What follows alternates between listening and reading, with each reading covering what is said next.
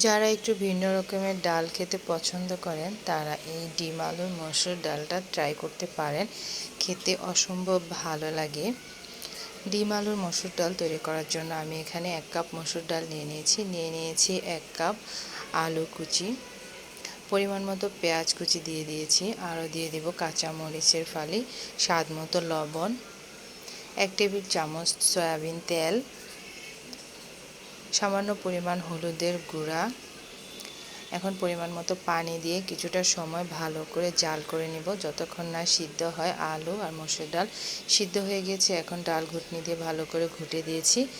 এখন চুলায় একটি কড়াই বসিয়ে দিয়ে তেল দিয়ে দিয়েছি পরিমাণ মতো, দিয়ে দিয়েছি পেঁয়াজ কুচি, রসুন কুচি, 2টা তেজপাতা আর 2টা শুকনো মরিচ ভালো করে ভেজে নিয়েছি। এখন ডালের মধ্যে দিয়ে দিব আর সাথে দিয়ে দিব সিদ্ধ ডিমের ফালি।